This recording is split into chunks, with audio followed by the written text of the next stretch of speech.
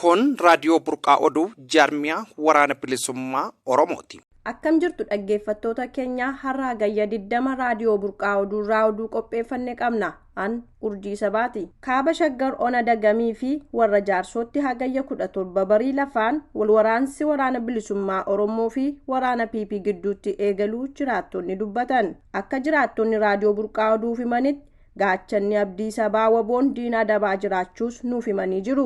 Waboon zoonii kibbaa Cibraan Soddon Booroo diina maqaa sakattaa jedhuun godina Boorana Bahaa ona gumii Eldelloo kaampii bulbulaa irraa bobbaatee uummata nagaa dararaa turte irratti haleellaa taasise. Iddoo addaa dika jedhamtutti hagayya 17 ganama tarkaanfii laalessaa irratti fudhateen garee diinaa keessaa 34 ol du'an yoo adabu hedduu madeessuun beekameera. Akkasumas meeshaa waraanaa kanneen akka AKM baay'inaan 13 bireena BKM 2 rasaasa BKM 1780 rasaasa AKM 260 waliin mooraa qabsoo bilisummaa Oromoof galii yoo taasisu nama tokko fayyaatti dhannoo guutuu waliin booji'uu maddeen keenya eejensii burqaa oduuf ibsanii jiru. Walumaa galatti gaachanni sabaa waboon godinaalee Oromiyaa kanneen akka kaaba shaggar ona yaayyaa gullallee kibba baha Oromiyaa giddugala Oromiyaa naannawaa Finfinnee fi kutaalee Oromiyaa maratti diina qabsoo Oromoo irratti tarkaanfii fudhachaa jiraachuun beekamee jira. Gama biraan godina Wallagga dhihaa ona amuruurraan faannoon uummata irratti lola bantee jiraachuu maddeen beeksisan. Humni kun yeroo mara uummata nagaa irratti waraana kan banan yoo ta'u iddoowwan daangaa naannoo Amaaraatti waldaangeessan hundaan lubbuu namoota nagaa galaafachaa akka jiran ni beekama. Haaluma wal fakkaatuun Abee Dongorottis humni badii faannoo fi waraanni mootummaa PP waliin wal ta'uun uummata nagaa dararaa jiraachuun maddeen achii nuuf ibsanii jiru. Waraanni mootummaa yeroo mara humna faannoo waliin ta'uun uummata keenya ajjeesaa buqqisaa fi saamaa oola kan jedhan jiraattonni keessumattuu erga humni waraanaa sabaan Amaara ta'an badanii faannootti makamanii as dararaan kun kan cimedha jechuun yaada isaanii dabarfataniiru. Kana malees mootummaan PP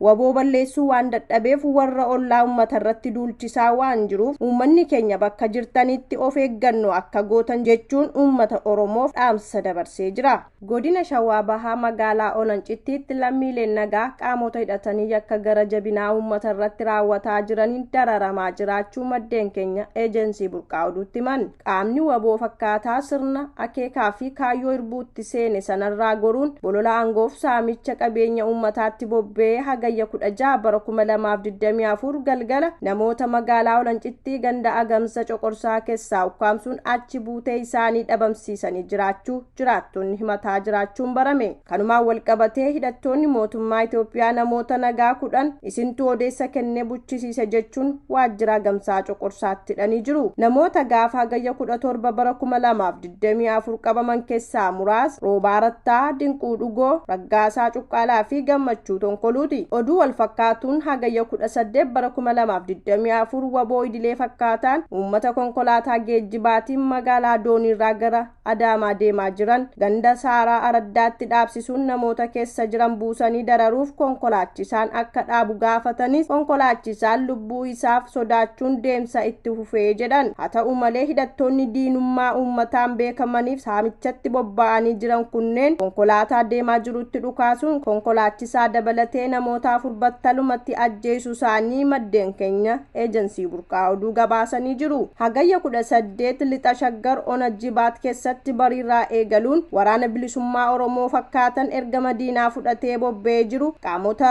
waraana bilisummaa Oromoo idilee irratti akkuma amala isaanii lola banuun wareegamni dhaqqabuu isaa caasaan jaarmiyaa waraana bilisummaa Oromoo waliigalaa idilee eejensii burqaa oduutti himanii jiru. Gareen farra qabsoo bolola aangoof faayidaa dhuunfaaf uummata dararaa turee fi ammallee itti jiru kunneen waraana mootummaa Itoophiyaa tumsuun waraana bilisummaa Oromoo idilee irratti duula eegale ammas itti fufaatii akka jirus baramee jira. Gareen kun maqaa qabsootiin uummata Oromoo biyya keessaa fi biyya alaarraa deeggarsa maallaqaa walitti qabachaa turan farra qabsoof oolchuun mooraa qabsoo bilisummaa Oromoo akkasumas mooraa waraana bilisummaa Oromoo keessatti jeequmsi akka dhalatuuf hojjechaa jiraachuun isaanis gabaafamuun ni yaadatama. Kanaaf jedhu maddeen eejensii burqaa oduu uummati Oromoo biyya keessaaf biyya alaa farrummaa faallummaa qabsoo murna kanaa hubachuun tumsa kamuu akka irraa dhaabuu fi gocha badii kanas ifatti balaaleffachuu akka qabu hubachiisaniiru. Kabajamtoota dhaggeeffattoota keenya oduu raadiyoo burqaa oduu irraa qopheeffanne kana gammaa ture.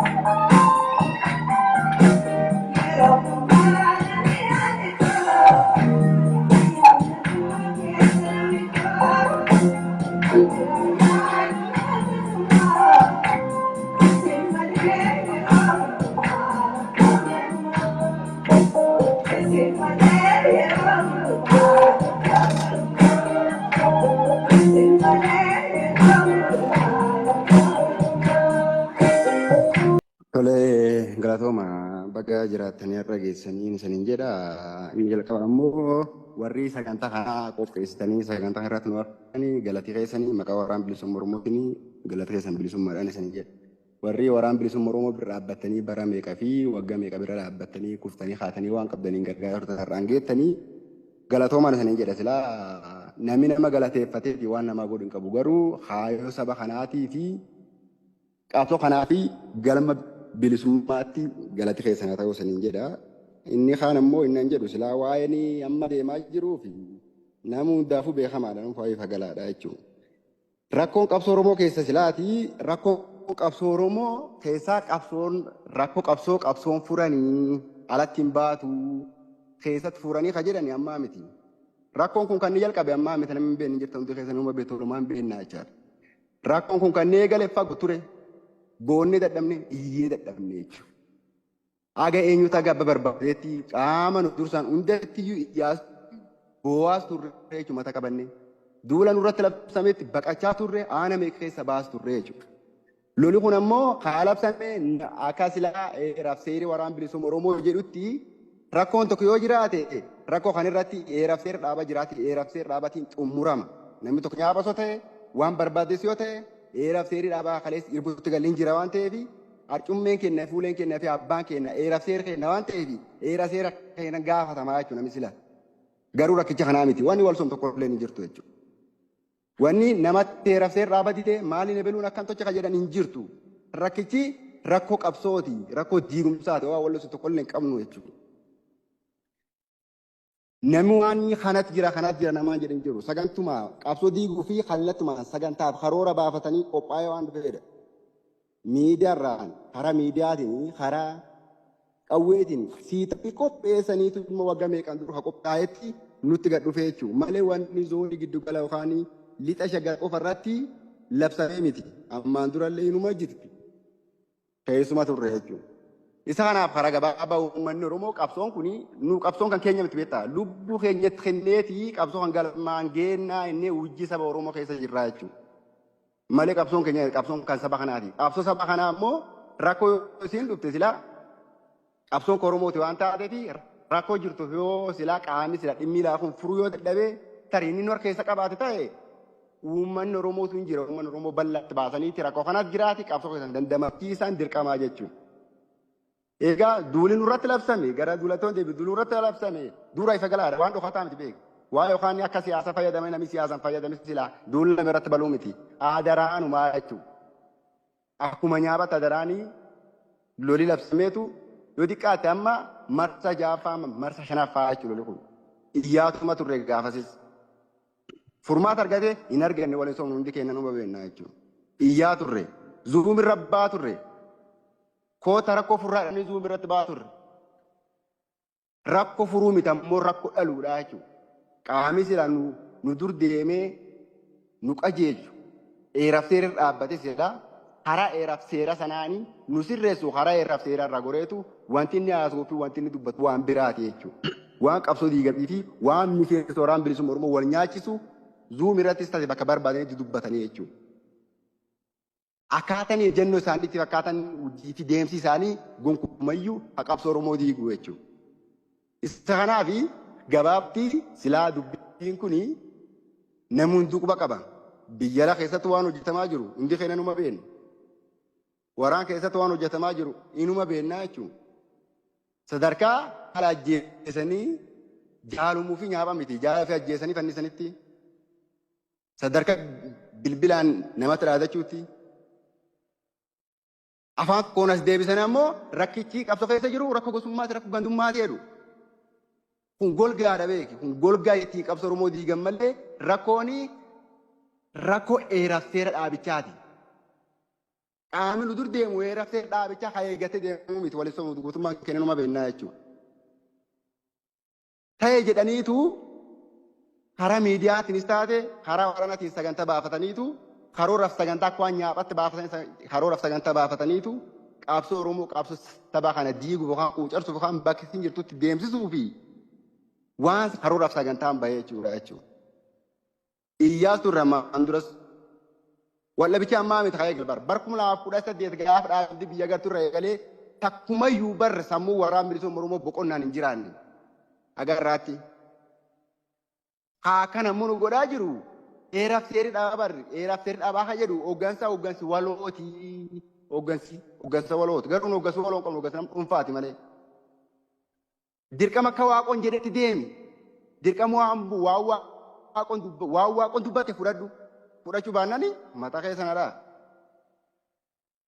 Garuu qabsoo Oromooti habaanee fi ilaalcha nama dhuunfaa yookaan aangoo nama dhuunfaa yookaan waan nama dhuunfaa geggeessoo otoo hin taane haayoo saba kana uummata miliyoona meeqa kana bakka buunee uummata kana bilisoomsu jennee lubbuteen qaalitti kennee deemaa jirra malee nama dhuunfaati bakka nuus hin jirru jechuudha yoo milleessalleetti.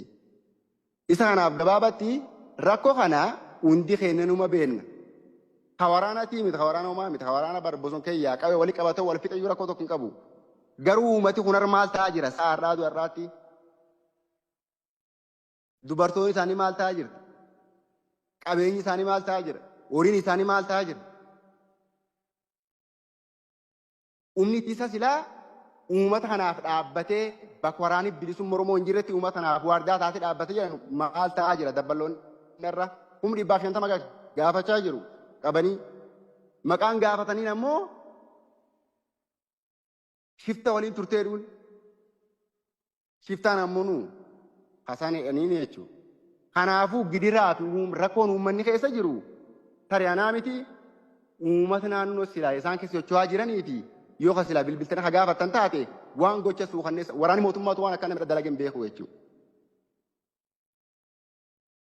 Sila waraanni bilisummaa Oromoo yeeraftee dhaabaa beeka waan ta'eef an waaqonni ajajaan kii dhaqiitti bakka akkasii dhaqiitti waan akkasii dhaqi balleessii yoo naan jedhe waraanni bilisummaa Oromoo dhaqee hin balleessu bara. Eeraaf seera jira waan ta'e eeraaf seeraan gaafadhaa jedhan nan akeeka. Warri nuti bobbaasaa jiran ammoo warra eeraaf seerri dhaabaa kan jedha jedheetini nam dur dhaabbatee hoggan isaa dubbachuu danda'u miti.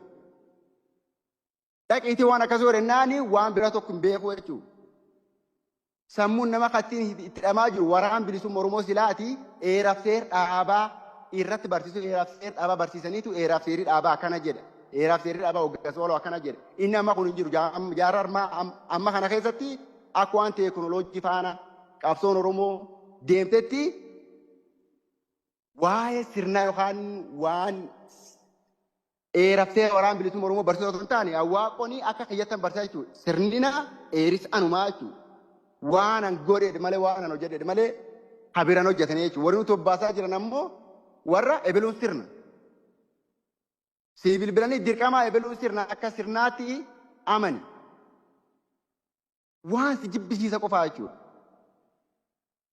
Rakkoon biraan jira yoo ta'e gabbaasanii uummata kanatti taa'imanii. Qabsoon bilisummaa Oromoo xiqqaatu waggaa 100 meeqa deemaa jira? Waggaa 50 deemaa jirti. Ooma qabsoo sababii kun hin bilisoomu.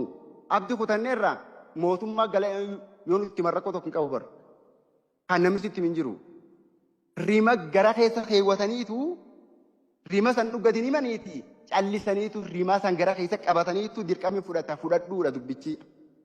Godaanni isaa madaatoo fayyuu didee baratoo dhufee darbaa.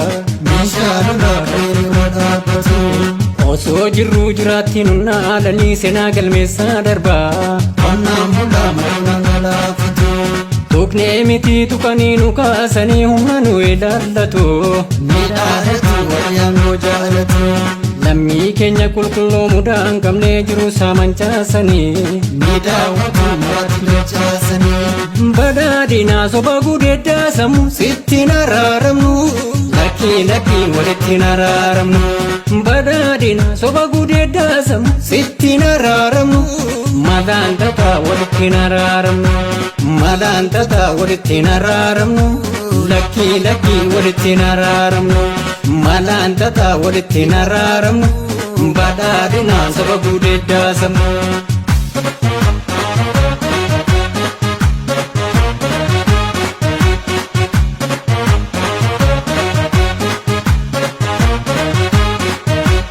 Shimalli koo harkoota baatee deema jaarsi jaarsummaaf dhufee. Shimalli koo kaayoo keenya laaffisu warqi qunnamtee cufee. Shimalli koo qottoon suutumaan muka gogdaa gogsiti. Shimalli koo sosobbaan badhaadhina sabboonummaa gogsiti. Didee dubbitu wal faallisaa baraaf kan abbaa baraa. Abbaan biyyaa daandii yeroo maraa. Jijjiiran ibsuun sumaa ittoo mi'eessuun naraa. Fakkeessituu Oromoo yeroo farraa. Karaa baar argee seenee jira dhukkubni kibbaaf lixaa. Oolee bullaan barbaama guutuu fixaa. Hireen keenya teessumaan jijjiiramtee Oromoon kan saadabaa. Jajjabeeffadhaa imaanaaf eebboo sabaa. Bajjii taatee lafattiin dirree gama. Bajjii taatus qotanii facaafatu. Waliin tola hin eeggati waamicha maaloonis waamicha. Malaan tataan teessoon irra naabbata. Waliin lola hin eeggati waamicha maaloonis waamicha. Dubbiin biyyaa taatee jirti saamicha. Dubbiin biyyaa taatee jirti saamicha. Hundeen gannaa buqqifnee daldaalticha. Shimalli koo masaraa gamaa keessaa qilleensaatu bubbisa. Shimalli koo kaanadii gurraachessee miidiyaarraa dubbisa. Shimalli koo inni marroon dubbatu yaa ijoollee dubbiin haqa. Shimalli koo korojoo hatuuf deemtii badde jechuun maallaqa. Ilmoo namaa kichuu miilarraa mureen goone jedhee dhoksa. Uumamee gubachamaa fannootaa. Argaa jirra warra dhugaa jallisu warra batuu kirkiraa. Kanaaf mucaa walii jaltee erkiraa.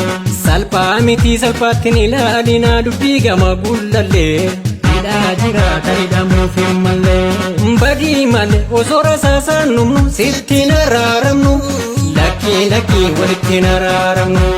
Badhaadhina bara gudeeddaa sammuu sitti naraaramnu. malantata walitti naraaramu malantata walitti naraaramu badii malee osoo rasaasaannu